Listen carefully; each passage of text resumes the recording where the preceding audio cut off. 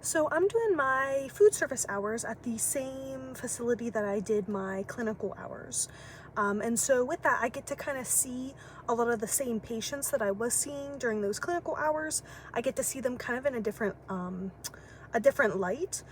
So I'm at a psych facility, and with that, they have the option to stay up on the units to eat their meals. So, a room tray, or we have a what's called a cafe, and then they have the option to get off of the unit and go down to eat at the cafe and kind of pick their own options.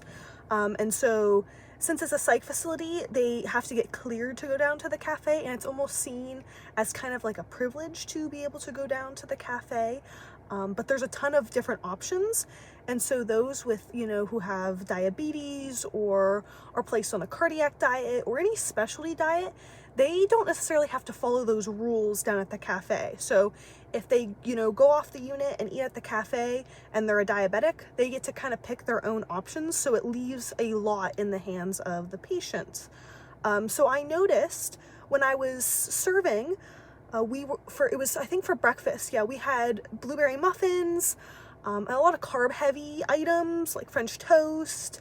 And I had seen one of the patients that came through the line, and she's a diabetic patient, and is not managing it very well. And so she got, I think it was 4 blueberry muffins for breakfast that morning. And they're decent sized muffins because the patients can come back for seconds and they can keep coming back.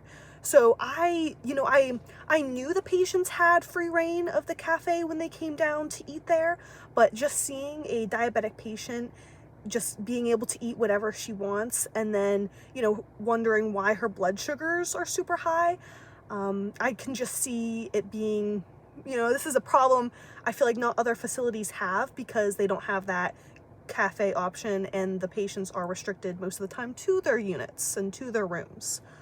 So I thought that was interesting.